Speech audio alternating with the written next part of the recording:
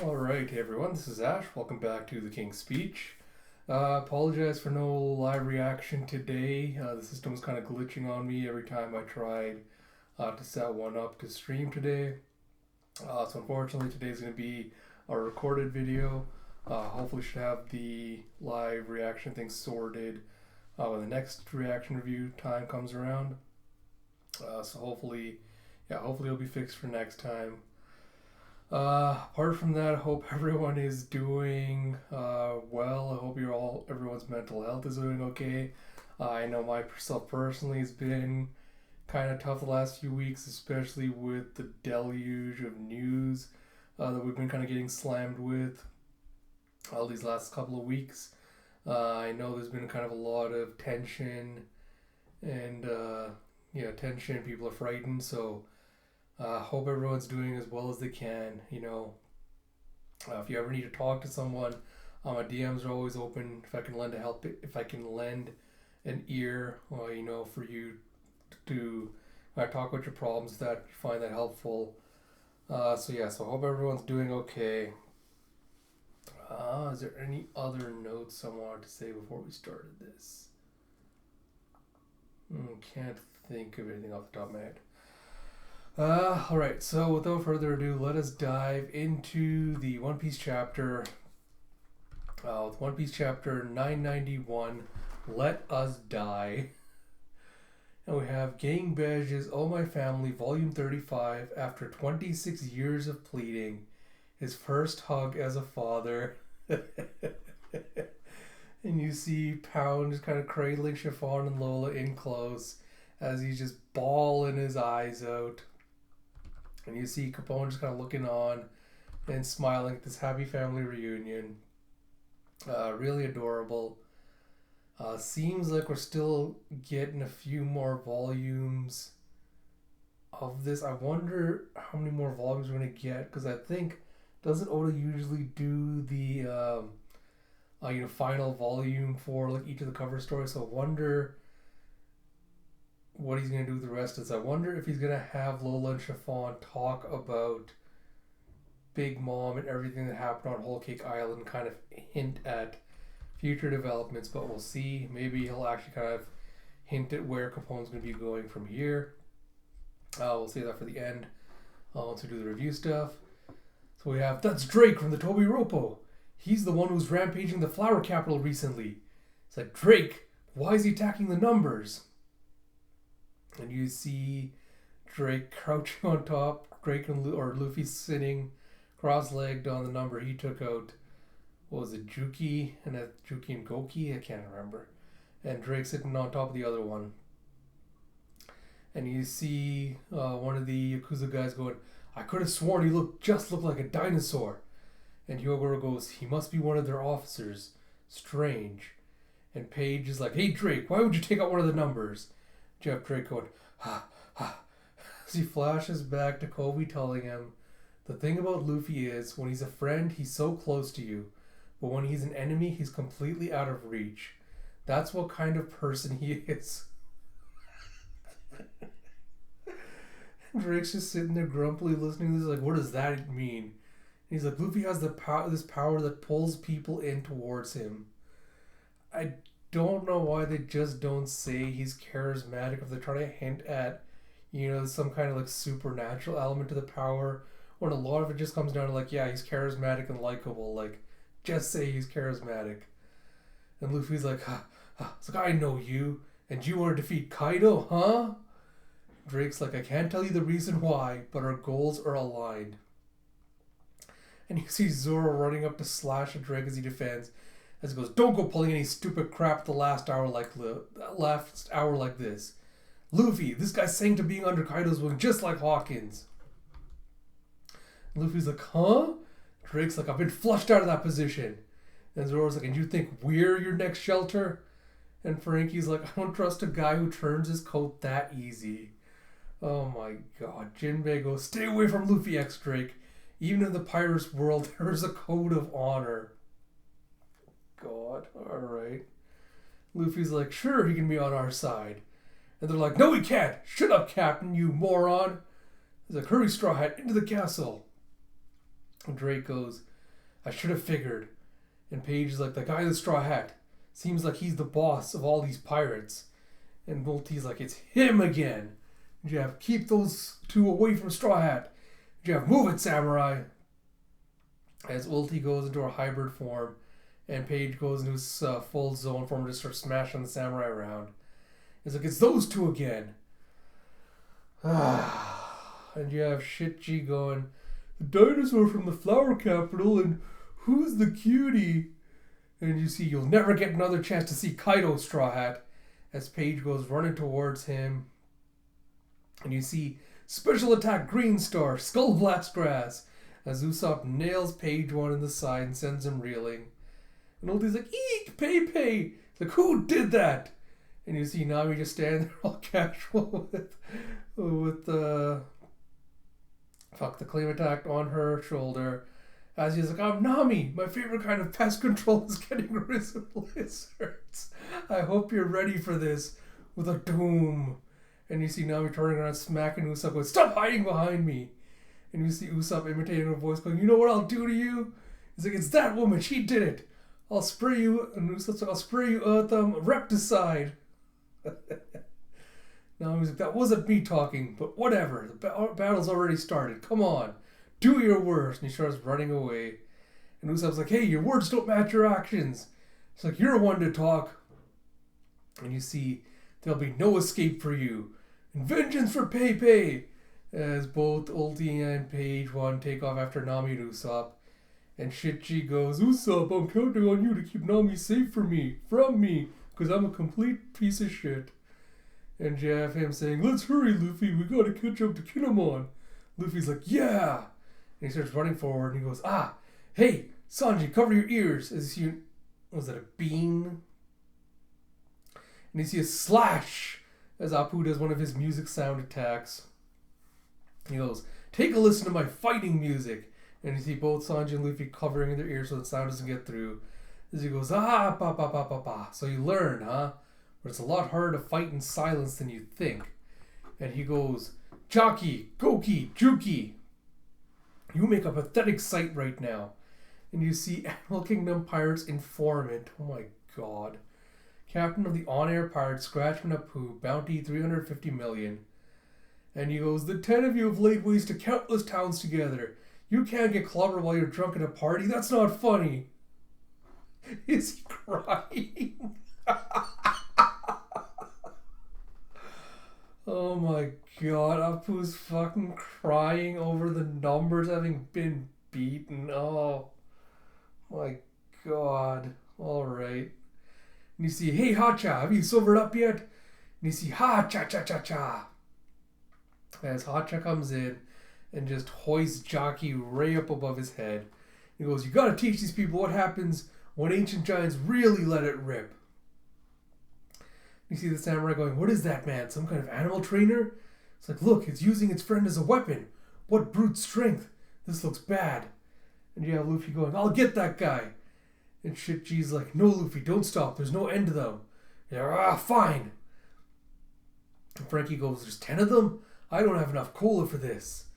And Jinbei goes, anything can be a menace with enough numbers. And you see Hachi's face lighting up, or Hacha's face lighting up, as he sees the General Frankie. And Jinbei goes, listen to me, Frankie. Run straight out of this dome. He's like, huh? He's like, if that big one fights in here much longer, the samurai won't last. And you see Hacha as he goes chasing after him like a little kid. And the General Frankie runs away with Frankie going, you think General Frankie's a toy? I'll make you regret ever feeling that way. Excuse me.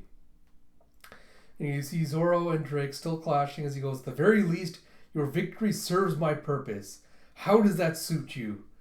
Zoro's like, you seem honest, but you're still hiding where you stand. And you see, pa, pa, pa, pa. I'm going to call more of the numbers. Hey guys, sober up and get out here. He's doing his little act as he's lighting up some music. You see Drake and Zoro both slashing at him. They go, don't go making things worse. And it goes, whoa, and he goes tumbling back. He goes, yo, Drake, I heard about you. Now you're going to leech off that tiny little pirate crew? And you see Drake going, I've always hated that guy. I'm going to destroy him, but not for you. And Zoro's like, seems like we have the same idea. Let's team up. And he's like, what? And you see, yeah! As a hailstorm of bullets comes down, and you have, oh, Drake! And you have, wah! As Queen brings a Gatling gun to a pirate fight. As he goes, don't think you can just waltz out of here, you traitor. No, make that spy. And you see, hey, you're going to be alright. You see one of the samurais be like, He's like, it hurts. And Zoro's like, that was a weird weapon. And Drake's like, did you really think you could kill me with that?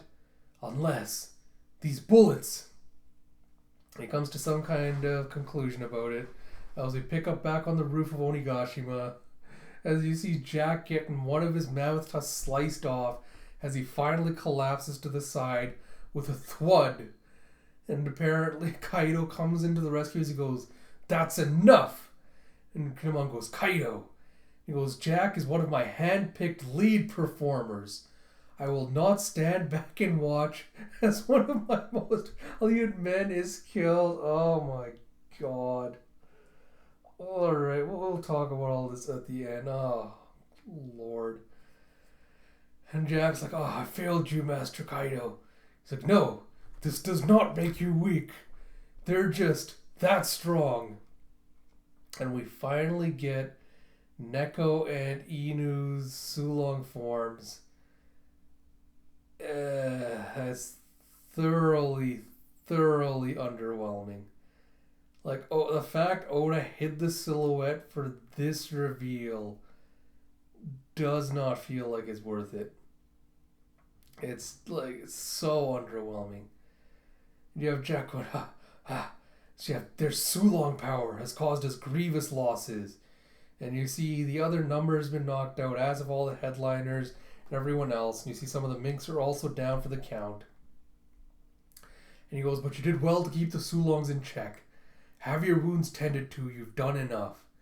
Jack's just like watching silently as Kinemon goes, we are grateful to the mink warriors. And Kaido goes, whoa, ro. Now run, tire and perish. I'm eager to see how many of these you can evade, as he holds his head back to do his blast breath. And he goes, blast breath! And Kinemon goes, it never even occurred to me.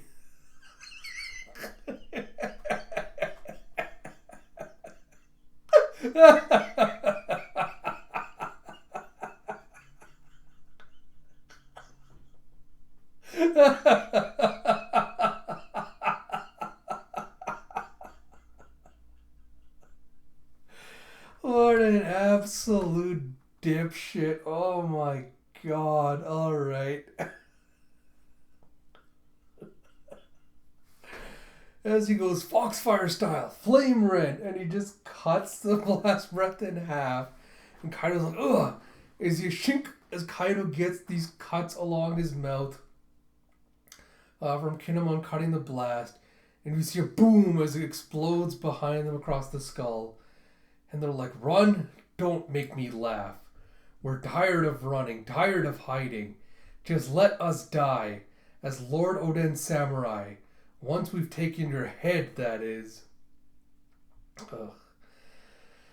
I suppose this is supposed to be like, the epic spread that kind of like sends chills down your spine and everything. But, I don't know. Next chapter hits October 4th. So it doesn't look like there's a break, but I thought Viz's site said when it started, next chapter is coming in 14 days.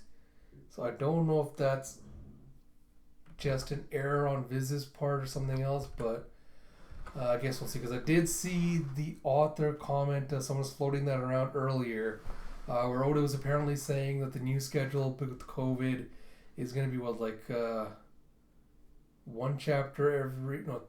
three chapters every 4 weeks, or 2 chapters every 3 weeks. So it looks like he's going to do either 2 chapters and a break or 3 chapters and a break. And I think he said he wants to hit chapter 1000 this year.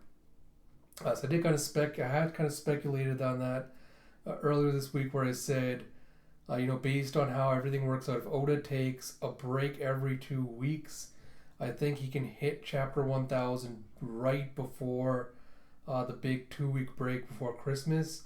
So if he really aims for it, he could probably get to chapter 1000, then drop whatever big reveal or thing he wants to hit us with, and then have a 2 week break so everyone can speculate and do stuff like that. So it looks like he's at least committed to delivering on that this year. So we'll see if he does or not. Hopefully he doesn't put his health in jeopardy trying to meet that deadline, but we'll see. But yeah, as usual, kind of go through the chapter page by page and then do some general thoughts and stuff like that. So like I said at the beginning, the cover story, I feel like there's still going to be a little bit more, although I'm not sure how much. Because I know a lot of people are kind of speculating that Bej is going to show up in Wano at some point. Because we don't exactly know when the timeline for when this is taking place compared to stuff in Wano. I think this was happening during Reverie, so this is kind of in the past relative to the story right now. So Oda could set it up to have Bej potentially show up, after whatever the deal with the Pound reveal. So I wonder if there's going to be like at least 2 or 3 more cover chapters with Lola and Chiffon reuniting and then talking about, Chiffon saying, "Oh, I met your friends, the Straw Hats," on Whole Cake, and kind of telling her the whole story, and then Lola kind of telling her what went on with her, and then that being like the thing leading to it. So I wonder if Oda's actually going to stretch that out close to 997, 998 before chapter 1000 to kind of tie that into potentially whatever big reveal is going to happen potentially in 1000, and then just do cover spreads until then. But yeah, it doesn't look like this is the final cover story yet. Sweet. It was sweet to see Pound finally reunited with his daughters. He was one of the characters I actually liked from Whole Cake Island, so it's nice to see this, even though the cover story seems to be dragged out for way too long. So I have mixed feelings about this whole, like, the Luffy fan club, and like, oh, everyone loves Luffy. Not because of like the whole everyone loves Luffy crap, that's like at this point whatever, but Zoro jumping in and being like, "Oh no, we can't trust this guy. He could betray us."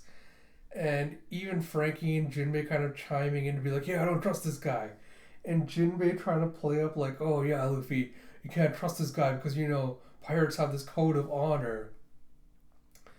In Whole Cake Island, like, as much as I love Jinbei, my dumb bitch here, in Whole Cake Island, this dumb shit was just like, "Oh, Luffy, Capone is this guy that gets his rocks off on betraying people and gets his rock off on like violence and carnage and murder and like setting people against each other. He's a sick psychopathic fuck." It's like, "Oh, we have to keep an eye on him, but I think we should get into an alliance with him." Now with Drake, he's like, "Nah, this guy's shifty. I don't like him. Oh, I guess we have to be, we can't trust him. There's things like code of honor." I'm like, where the hell was this code of honor crap? Were you teaming up with Capone, who's a literal psychopath, whose entire thing was all built on reputation on being a dishonorable person? Like, it just feels like Oda wanted to go for arbitrary conflict. And I think the reason I dislike this whole, like, the way this is set up, and like the whole, oh, well, Luffy's like gut instinct, like trusting Drake and everything, is Oda's kind of been pushing this theme of like, oh, pirates will betray each other and turn on each other any chance they get. Oh, you have to be careful whenever you make an alliance because, they'll backstab you, etc., and all that. And the thing is, the way he's written the story, the whole, like, oh, Luffy's got this gut instinct judgment and he just draws people to him. I don't really buy that Oda would ever have Luffy's instinct, like, Luffy's instinct, what's the word I'm looking for? Guide him the wrong way. I don't think Oda's ever gonna have Luffy's instincts come back to bite him in the ass, where he was ever too trusting of someone. And they did end up backstabbing and it somehow went badly for him.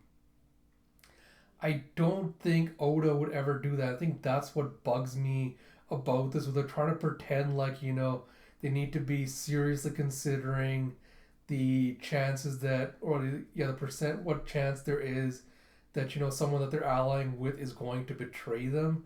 I think that's what bugs me about this is Oda trying to treat that like a real possibility when I don't really think it is a credible one.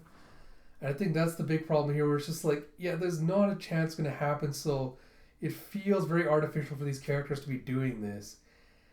And with Jinbei especially, like this kind of I think goes back to a criticism I've had of post time skip, where I was talking about how a lot of the Straw Hats feel one dimensional. It feels like Oda's kind of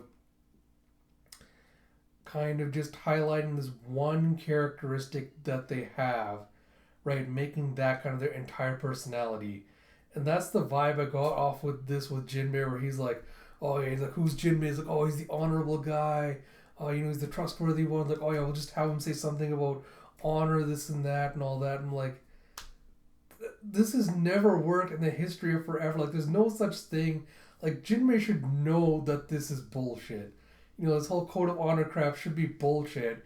When he's first evidence of this is Blackbeard. Perfect example is like Blackbeard is a guy that spits in the face of this idea of honor. So for Jinbei to be like, oh yes, I believe honorable pirates and things. Oh, you have to do this. It's like, I don't know. It's just mixed feelings on it. I don't really particularly care for it. I'd love to be wrong. I'd love to see this, Luffy just being like all casual, super casual, and being like, oh yeah, sure, this guy can join our crew. I'd love to see that come back and bite him in the ass. I don't think it actually ever will. But yeah, whatever. Honestly, what was it? Because just hit me because a lot of fans were kind of speculating that Drake had attacked Tama's village back at the early part of the arc, and they're saying, oh, what if someone brings up the fact that Drake was the one that attacked them, and that's why Luffy has like a hard time trusting him and rejects him. I think that would work better rather than Zoro just kind of jumping in and being like, oh, I don't trust you for some reason. Like, alright, sure. And no, this is the other one. Like, this is another, again, minor complaint where I don't want to get too far into it, because this is kind of the thing where it annoys me, where we had moments before this where it could have had good development on that Oda kind of shunted to the side. And that's Luffy just in general being a shitty captain and a leader.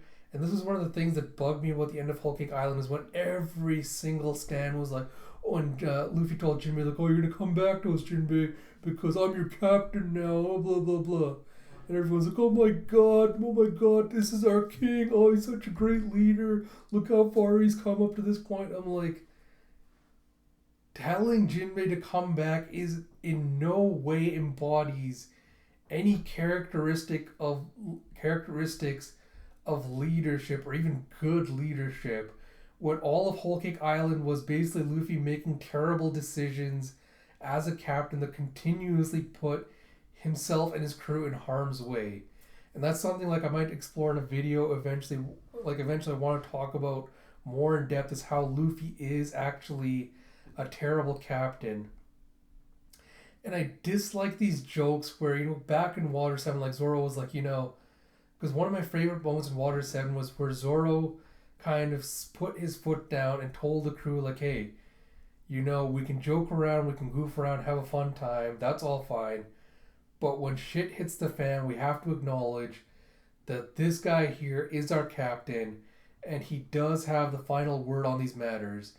And no matter what, we have to be able to trust his words. We have to be able to trust his judgment, because he is our captain. We do owe him, that level of respect and that level of trust and all that. And ever since, it's just kind of been played for laughs, like, oh, ha, ha, ha, Luffy's such a terrible captain. Oh, ha, ha, ha, we can't give him responsibility because he's so bad. And you have, like, oh, ha, ha, his crew doesn't respect him. Like,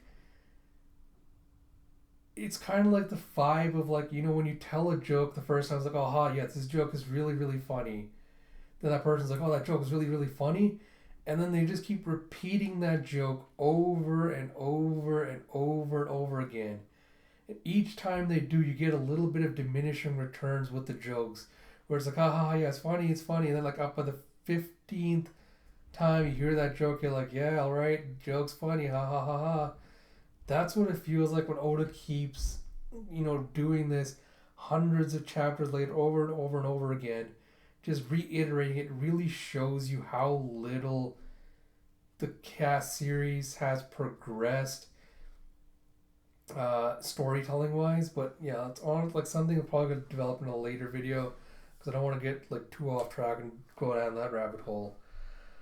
But yeah, just I think that's why like these last few chapters haven't been hitting me that way, because as Oda's relying on kind of like outdated storytelling tropes and jokes and things that don't really hold together well anymore. But yeah, that said, I do the Usopp Nami bit was a little bit amusing. I will admit, I do like the dynamic between them, like the friendship between them, where they're both cowards and they'll both do anything to kind of avoid battle. So Usopp kind of like cowering behind her, playing the like throwing his voice is kind of amusing. I'll admit.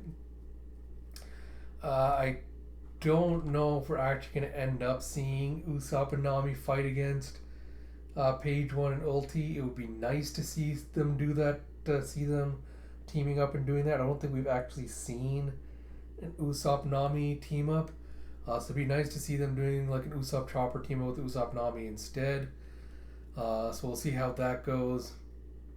Well, I gotta admit, like Ulti again, same thing. Like she's starting to just grate on me. She's just like getting annoying at this point.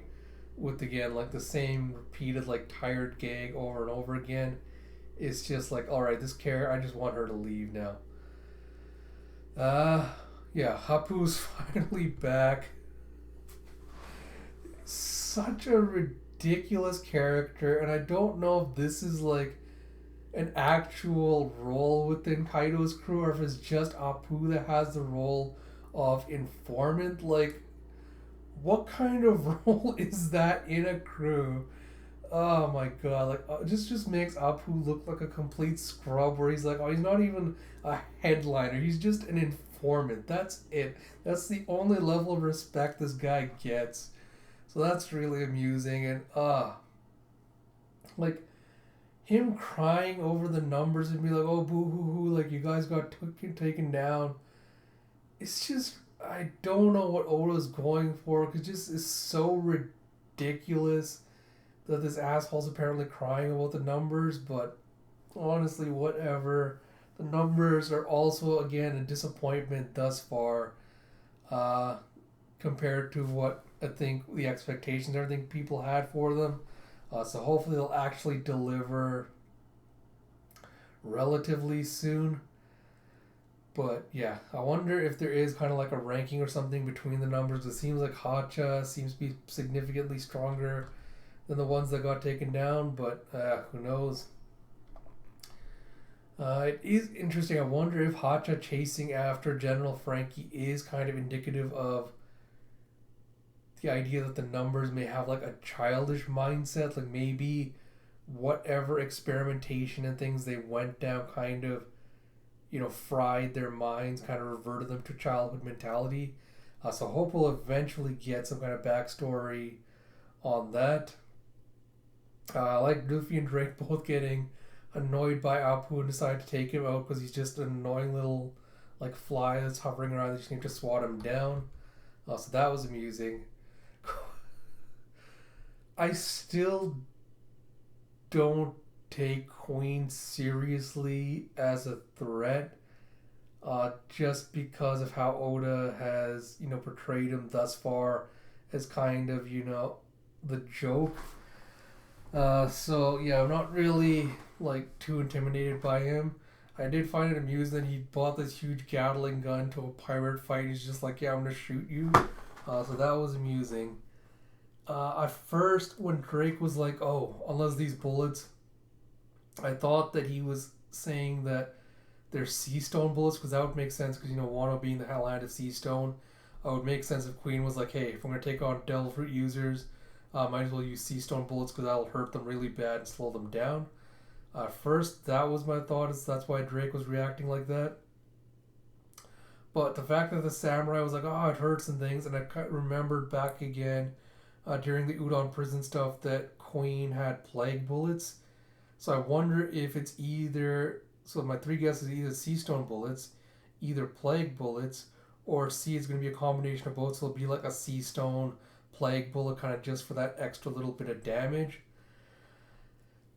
I don't, again, with the plague bullets, I don't really, it's not going to really, I think, affect the tension or anything or ratchet it up in any way, because Chopper had such an easy time, with that mummy bullet where he's just like, oh yeah, this is no big problem. Where all the Queen's goons were like, oh my god, yeah, Master Queen created this awesome plague bullet, oh, it spreads like this and that. And I remember last chapter, forgot I was going to comment on this in the last reaction review, being like, our Queen's like, oh, Kaido's calamities, you have to take us seriously. I'm like, none of Kaido's calamities, except for Jack after his, during his introduction, have really lived up to their epithets thus far as calamities. Because when Jack was introduced, like, oh, he's Jack the Drought, because everywhere he goes through, the destruction is like a drought went through there, it's like, etc., etc. And ever since then, Jack's just been like continually jobbed by everyone that he's fought against. And now, Inu, Neko, and Sulong took him out. So he's out of the fight. So it's like, alright, why hype up this guy to be like, oh, is this a calamity? It's going to be like a drought went through there. And after his introduction, he hasn't like actually delivered on that promise. Same with like, oh, it's Queen the Plague. It's like, oh, he likes to create like viruses and things for fun. And the one virus of plague he shoots out, Chopper's like, oh guys, it's so easy. Like, I'm just gonna mix stuff together. I'm not even looking at what I'm mixing. That's how easy it is to cure this. So unless Oda is like actually going to try and deliver on that a little bit and make these guys a threat and be like, yeah, you know what? The Mummy Plague was just like one of Queen's earliest inventions. It's not one of his best works. Now he's going to pull out the big guns, like literally and figuratively pull out the big guns. Like, Oda really needs to make me believe that these guys are going to have a tough battle ahead of them. Because right now, like, even Drake be like, oh my god, I'm just like, yeah, oh my god, I'm so afraid for them. Oh no, what's going to happen to Drake? Oh no, Queen's pulling out a gun. Like, there's no sense of, like, tension or danger or any of that stuff. So I really hope, like, in the lead up to 1,000, we'll eventually get to the point where the tables turn. But, yeah. Not surprising that Jack went down to Inu, Dogstorm and Cat Viper in their Sulong forms. Because back on Zoe, like, they're able to hold him off pretty well, switching on and off. They're able to go pretty well toe-to-toe with him. So after getting a power boost and taking both of them on at the same time, I'd be more surprised if Jack didn't go down. But we'll see. Kaido leaping in front of Jack and being like, oh, you're not going to hurt my boy. Oh, he's precious to me. Again, feels like an odd moment because Oda, up to this point, has not done any work in kind of developing the relationship between the Beast Pirates to kind of suggest this level of camaraderie.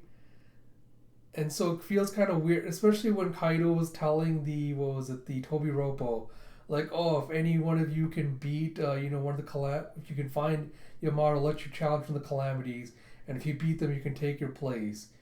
That gave me more of the vibe of, yeah, Kaido's crew seems to operate on a survival of the fittest kind of mentality, where where the toughest rise to the top and everyone that's weak kind of gets crushed and trampled underfoot, and you always have to kind of be on the top of your game, or else someone hungrier and younger, more powerful than you will kind of usurp your thing.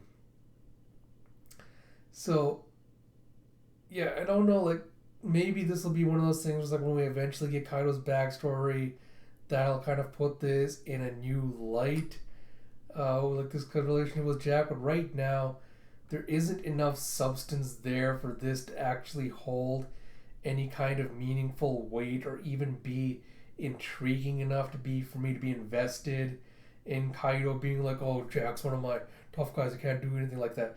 Like, there's no emotional investment or intrigue in this scene with that.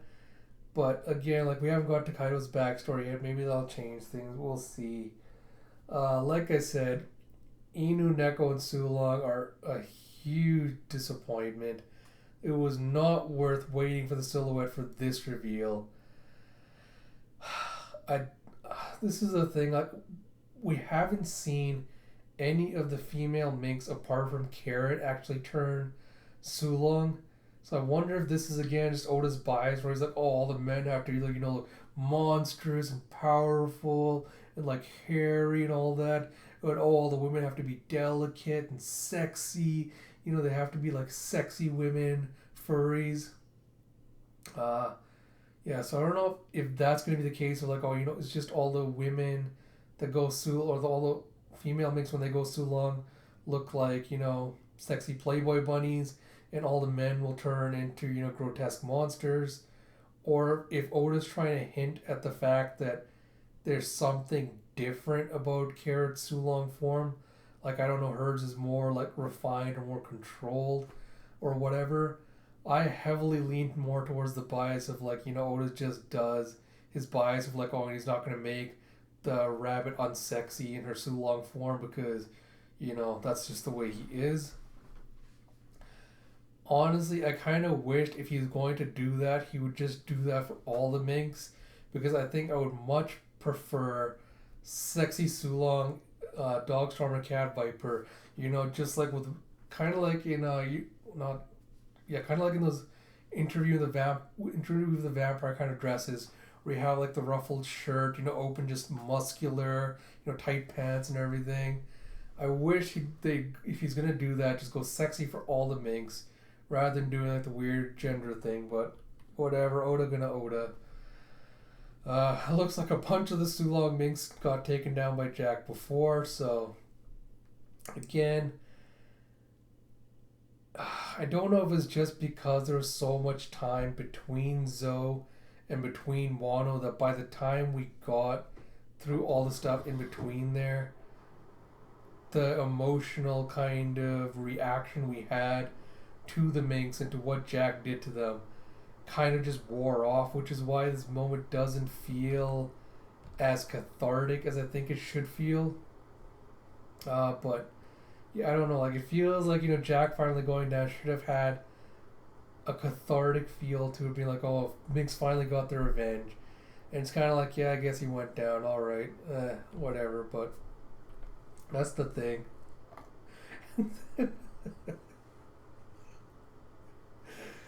I'm sorry, but alright, there's probably going to be like huge debate about this, like in the fandom, like power scale and all that. I'll touch on that a little bit.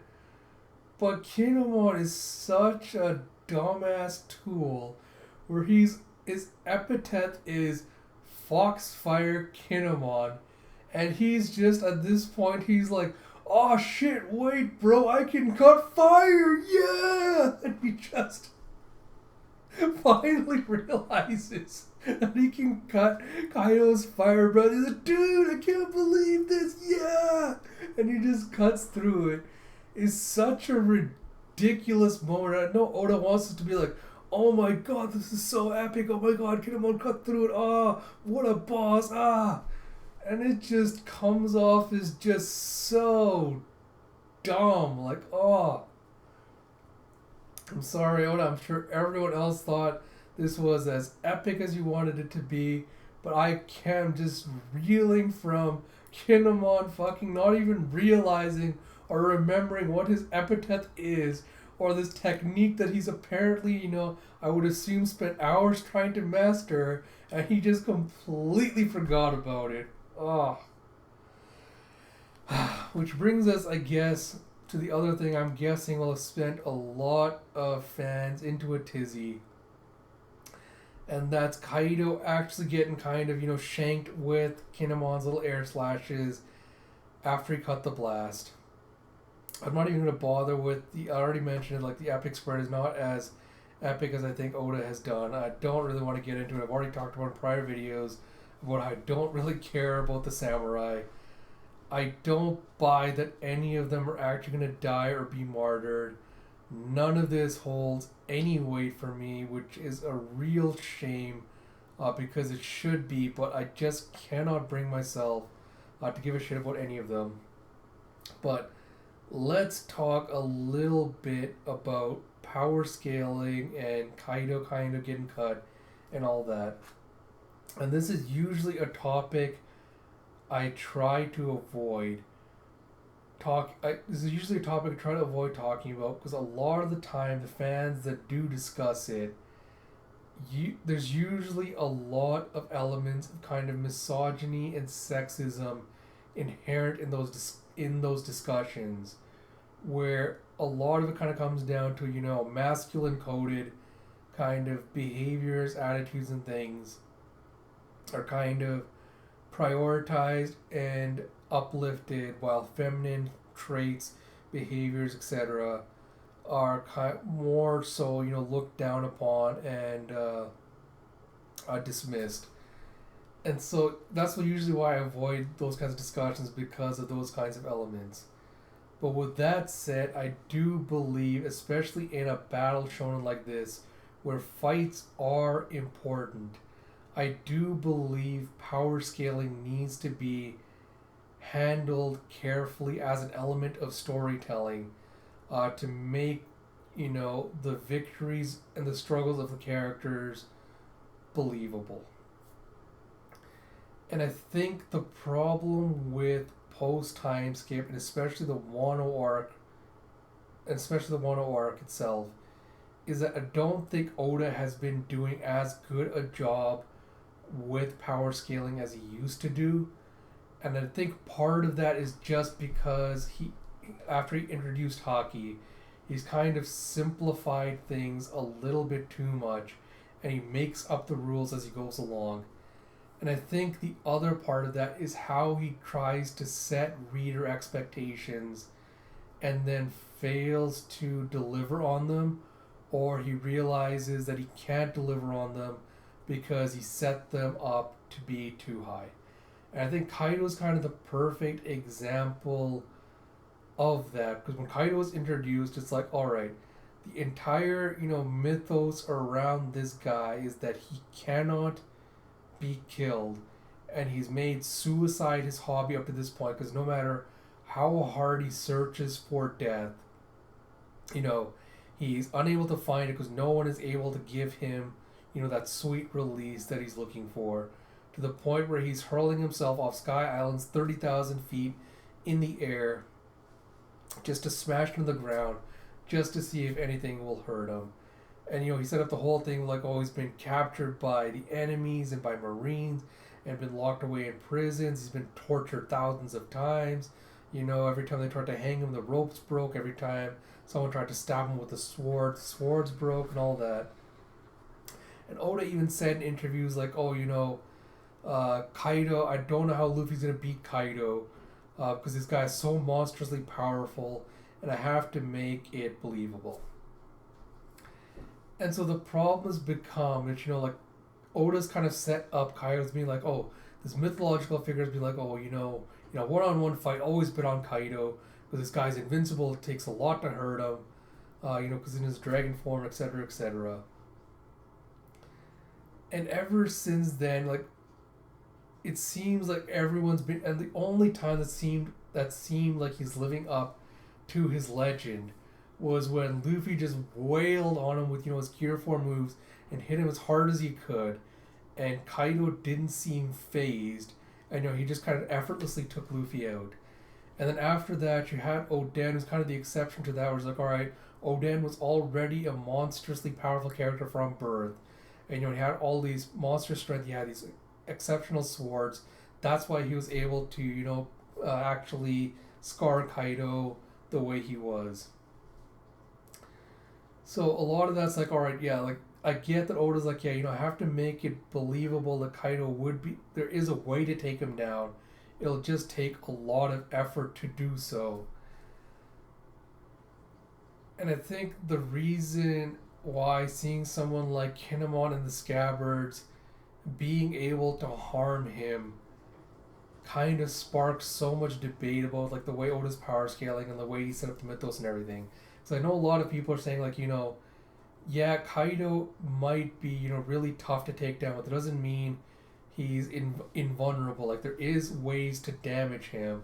So it's not impossible that Kinemon and Co. would have been able to, slice him and actually do damage to him. And they point to the fact, well, Kaido is captured by the Marines, he's tortured, etc. So that doesn't mean he's undefeatable, he can't be taken down. It just takes a lot to do that, etc.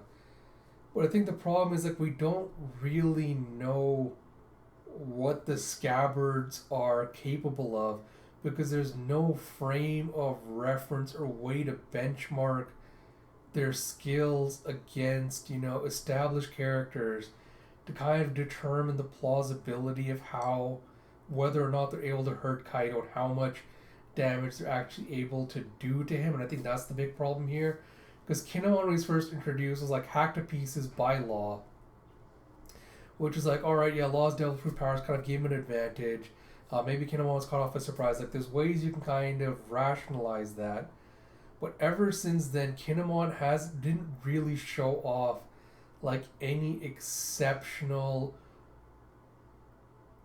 fighting skills that kind of would have made him stand out or be noticed above literally, like, half the cast we've seen it up to that point and since then.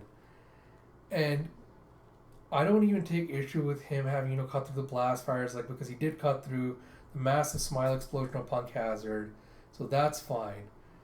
But, like, the cutting Kaido thing is like, alright, you're building it up to be like, oh, Luffy has to be able to take him down. And seeing Kaido just get almost effortlessly cut because we don't really know, like, how much strength Kinemon is using to cut him, like, what level, like, what percentage of strength he's using. I think that's the reason why it feels kind of off. My fans are kind of a little bit displeased with how Oda's handling it. Because he hasn't really given us a good frame of reference to make us understand whether it would be believable or not. The thing is, like, Kinemon isn't even the strongest person within the Scabbards, because we saw that he and Dogstorm tried to take on Ashura, who I think is one of the strongest, if not stronger, if not strongest, persons in the Scabbards. And they were not able to defeat him and actually, like, subdue him, make him submit to their leadership. And Ashura was a guy that was just like, yeah, even with my strength, which is above these guys, I don't want to even go against Kaido because he's just that much of a threat and that much of a danger to me. I don't feel comfortable taking him on. To get to this point where it just seems like, they're not really struggling against Kaido in the way that they should be based on how much of a threat he's been built up to be at this point, if that makes sense. So, I mean, like, we're only at the start of this battle at this point, so maybe it's a little bit too premature to talk about, all of this when we haven't really seen Kaido's full repertoire of moves. Like, we don't know if Blast Breath is his strongest move or if it's the equivalent of, Luffy's Gum Gum Pistol, and he's like, oh, this is my most basic move. So it's a good job cutting this, but this is just, this just means you get an invite to the table to play with the big boys. It doesn't mean much else. We also haven't seen his hybrid form. So maybe in the coming chapters, like, we'll get a little bit more explanation. We'll start to see those frames of reference come in, and we'll start to see, like, a little bit more of the Scabbard struggling with it. But yeah, I think I might do like a mini musings video or something on power scaling and how to do it well, and like examples of when Oda's done it well to kind of make my ramblings in this video make a little bit more sense. We'll see what I'm going to do about that.